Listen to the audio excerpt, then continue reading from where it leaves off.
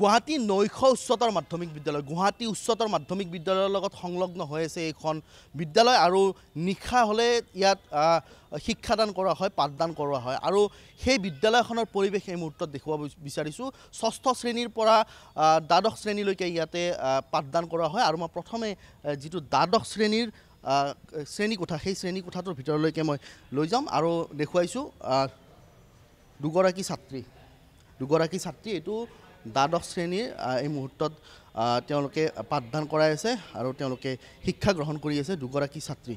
আমি যদি এই মুহূৰ্তত নৱম শ্ৰেণীৰ যিটো শ্ৰেণীকোঠা সেইটো যদি দেখুৱাওঁ আমি তাতো সেই একেই পৰিৱেশ একেই অৱস্থা আৰু এইদৰে আচলতে ৰাজ্যৰ শিক্ষাখণ্ড চলি আছে এইদৰে চাৰিগৰাকী ছাত্ৰী আৰু চাৰিগৰাকী ছাত্ৰীক লৈ এইদৰে এখন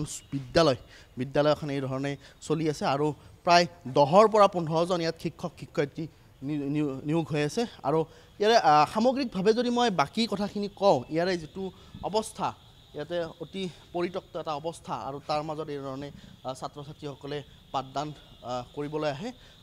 আৰু এই ধৰণে আচলতে ৰাজ্যৰ শিক্ষাখণ্ডৰ অতি দুৰৱস্থাৰ ছবি আমি এই মুহূৰ্তত দেখুৱাইছোঁ পল্টন বজাৰ স্থিত গুৱাহাটী নৈশ উচ্চতৰ মাধ্যমিক বিদ্যালয়ৰ দৃশ্য গুৱাহাটী উচ্চতৰ মাধ্যমিক বিদ্যালয়ৰ লগত সংলগ্ন হৈ থকা এখন নৈশ উচ্চতৰ মাধ্যমিক বিদ্যালয়ৰ দৃশ্য আমি এই মুহূৰ্তত আপোনালোকক দেখুৱাইছোঁ আৰু ইয়াৰে যিগৰাকী শিক্ষয়িত্ৰী আপোনাৰ ওচৰলৈ আহিছোঁ আপুনি কেমেৰা কৰি আছে তথাপিতো আপোনাক সুধিম আমাৰ ভিজুৱেল লৈ আছে চাৰিগৰাকী ছাত্ৰীক লৈ বিদ্যালয়খন নহয় ইয়াতে আছে দুগৰাকী তাতে আৰু আমাৰ হায়াৰ ছেকেণ্ডাৰী এখন স্কুল 1955তে স্থাপিত হৈছে এক্সকিউজ মি এতিয়া বৰ্তমান হায়াৰ ছেকেণ্ডাৰী ফাইনেল ইয়াৰৰ ষ্টুডেণ্টবিলাকে পৰীক্ষা দিছে সিহঁতে ওলাই গৈছে আৰু আমাৰ ফাৰ্ষ্ট ইয়াৰৰ এডমিশ্যন হৈ আছে পৰ্টেলত হয় আৰু ছেকেণ্ড ইয়াৰ যিখিনিয়ে পাব ষষ্ঠ শ্ৰেণীৰ পৰা দ্বাদশ শ্ৰেণী মই দ্বাদশ শ্ৰেণীৰ কথা কৈ আছোঁ আপোনাৰ আৰম্ভণিৰ পৰা ষষ্ঠ শ্ৰেণীৰ এজনো ছাত্ৰ ছাত্ৰী নাই সপ্তম শ্ৰেণীৰ নাই নৱম শ্ৰেণীৰ দুগৰাকী দশম শ্ৰেণীৰ নাই একাদশ শ্ৰেণীৰ নাই আছে এতিয়া আমি দেখা নাই আপোনালোকে নেদেখে তাৰমানে মই কথাটো কৈছোঁ কি আমাৰ ল'ৰা ছোৱালী কিয় নেদেখিম শুনক আমাৰ ল'ৰা ছোৱালী হ'ল বেছিভাগ দিনত কাম কৰে আৰু তেওঁলোকে ক'বলৈ দুখ লাগে মালিকে দিলেহে তেওঁলোকে আহিব পাৰে তাৰমানে যি পৰিস্থিতিতে নহওক ছাত্ৰ ছাত্ৰীৰ সংখ্যা তাকৰ ছাত্ৰ ছাত্ৰী নাই চাৰিগৰাকী ছাত্ৰীৰে আপোনালোকে বিদ্যালয় চলাই আছে সেই কথাটো মানি লওক নহয় মানি ল'ব নোৱাৰোঁ কাৰণ সোমবাৰে ঈদ আছে আমাৰ আজি শুকুৰবাৰ তেওঁলোকে যোৱা সোমবাৰৰ পৰাই আমাৰ ক্লাছত উপস্থিত নাই তেওঁলোকে থাকে গাঁৱত আৰু ইয়াতে লোকৰ ঘৰত আছেতো বা কিছুমানে ধৰক এই দোকানত কাম কৰে কিছুমানে তেওঁলোকে কৈছে ঈদৰ অজুহাত লৈ প্ৰায় এসপ্তাহ পূৰ্বেই যিসকল ইয়াৰে ছাত্ৰ ছাত্ৰী তেওঁলোক ঘৰলৈ গৈছে আৰু এসপ্তাহ পূৰ্বে তেওঁলোকে যোৱাৰ অনুমতি দিছে নেকি এই প্ৰশ্ন উত্থাপন হ'ব কিন্তু এইদৰে ৰাজ্যৰ শিক্ষা বিভাগ চলিব নেকি বিয়াগুম শিক্ষা বিভাগটোৰ এগৰাকী গুৱাহাটীৰ একমাত্ৰ নৈশ উচ্চতৰ মাধ্যমিক বিদ্যালয় য'ত ষষ্ঠ শ্ৰেণীৰ পৰা দ্বাদশ শ্ৰেণীলৈকে ইয়াত পাঠদান কৰা হয় আৰু তাতে চাৰিগৰাকী ছাত্ৰ ছাত্ৰীক লৈ তেওঁলোকে এই ধৰণে এখন বিদ্যালয় চলাই আছে এখন উচ্চতৰ মাধ্যমিক বিদ্যালয় চলাই আছে আৰু প্ৰায় 10ৰ পৰা 15গৰাকী ইয়াৰে শিক্ষক শিক্ষয়িত্ৰী আৰু তেওঁলোকে নিয়োজিত হৈ আছে আৰু আপোনালোকৰ আজি কিমানজন শিক্ষক আমাৰ 11জন শিক্ষয়িত্ৰী আৰু আমাৰ অফিচ ষ্টাফ মিলি আমাৰ 15জন ষ্টুডেণ্ট আছে আমাৰ 60জন মোৰ গোটেই স্কুলখনত এতিয়া বৰ্তমান 60জন আছে কাৰণ ছেকেণ্ডেৰী পৰীক্ষা দিছে আৰু ভৰ্তি হৈছে 60জন বৰ্তমানজন উপস্থিত প্ৰায় 10-15জন থাকে কেতিয়াবা 20জনো থাকে আৰু যেতিয়া তাৰমানে আমাৰ যিহেতু এতিয়া বহুত কাম দিছে লাইফ স্কিলৰ পৰা আৰম্ভ কৰি কেৰিয়াৰ কাউন্সিলিঙলৈকে গতিকে সেইখিনি আমি কৰিব লাগে সেইখিনি আমি ৰিপৰ্টবিলাক জমা দিব লাগে গতিকে আমাৰ ল'ৰা ছোৱালী থাকে কিন্তু কেতিয়াবা কি হয় বতৰ বেয়া হ'লে বা তেওঁলোকে কি কৰে মানে কিবা এটা উৎসৱ পাৰ্বণ হ'লে দুদিনমানৰ আগৰ পৰা সিহঁত নোহোৱা হৈ যায় কিন্তু শিক্ষা সেতু এপত যিহেতু সিহঁতে এটেণ্ডেঞ্চ দিব লাগে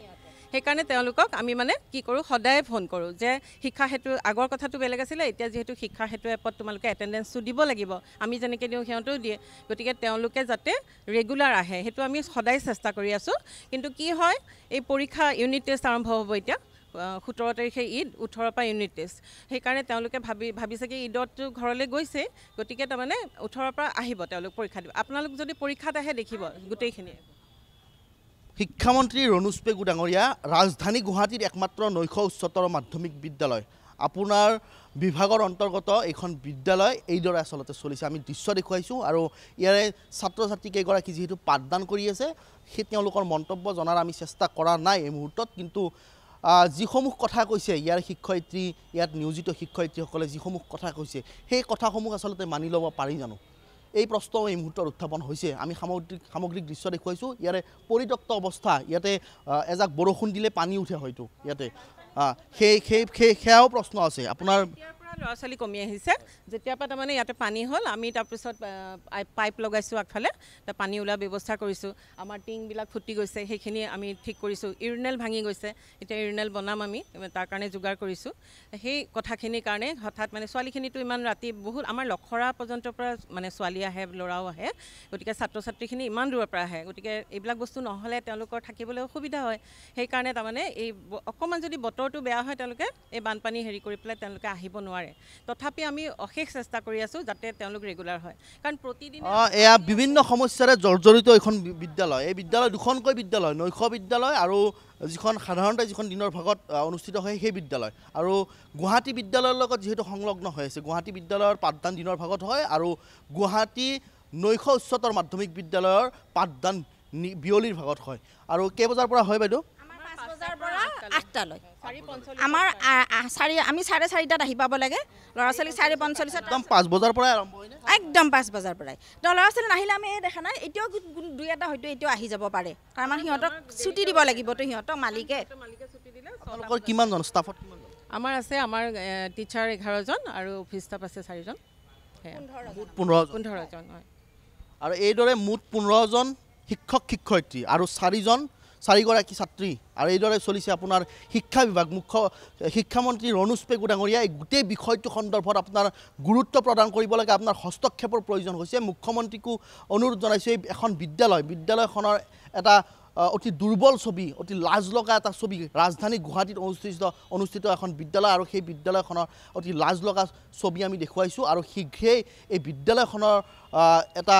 সুস্থিৰ পৰিৱেশ অনাৰ ক্ষেত্ৰত বা এই বিদ্যালয়খনত এটা যাতে ছাত্ৰ ছাত্ৰী বাঢ়ে বা এই বিদ্যালয়খনৰ ব্যৱস্থা এটা যিহেতু